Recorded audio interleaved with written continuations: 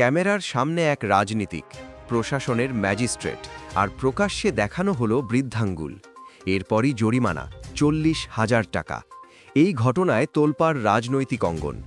আজ আমরা জানাব কি ঘটেছিল সরাইলে, কেন ক্ষিপ্ত হলেন রুমিন ফারহানা, আর তিনি ঠিক কি বললেন ম্যাজিস্ট্রেটকে। ভিডিওর শেষ পর্যন্ত থাকুন। ব্রাহ্মণবাড়িয়া 2 আসনের স্বতন্ত্র প্রার্থী রুমিন ফারহানা শনিবার বিকেলে সরাইল উপজেলার নোয়াগাঁও ইউনিয়নের ইসলামাবাদ এলাকায় চলছিল তার মতবিনিময় সভা।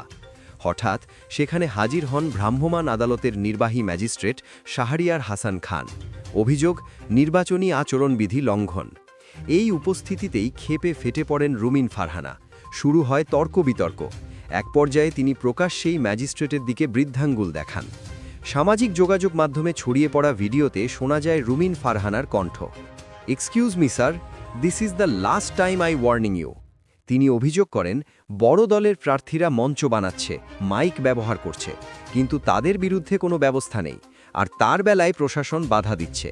এই সময় তিনি বলেন, এই রকম দেখায় আপনাদেরকে, প্রশাসনে বসে আছেন, খোঁজ নেন। ভিডিও মুহূর্তেই ভাইরাল হয়ে যায়। ঘটনার পর ভ্রাম্যমাণ আদালত নির্বাচনী আচরণবিধি লঙ্ঘনের অভিযোগে রুমিন ফারহানাকে 40,000 টাকা জরিমানা করে। সরাইল উপজেলা নির্বাহী কর্মকর্তা ও সহকারী রিটার্নিং অফিসার জানান, নির্বাচনী আচরণবিধি 2025 অনুযায়ী এই জরিমানা আদায় করা হয়েছে। এ বিষয়ে রুমিন ফারহানা বলেন, আমি কিছুই করি না, হাত মাইকে কথা বলি, তারপরও প্রশাসন আসে। তিনি আরও দাবি করেন, প্রশাসনের আচরণ পক্ষপাতিত্ব দুষ্ট।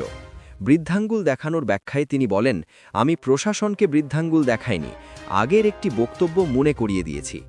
এই ঘটনা কি প্রশাসনিক কঠোরতা নাকি রাজনৈতিক বৈষম্যের উদাহরণ? আপনার মতামত কি? কমেন্টে লিখুন। ভিডিওটি ভালো লাগলে লাইক দিন। গুরুত্বপূর্ণ খবর সবার আগে পেতে চ্যানেল সাবস্ক্রাইব করুন।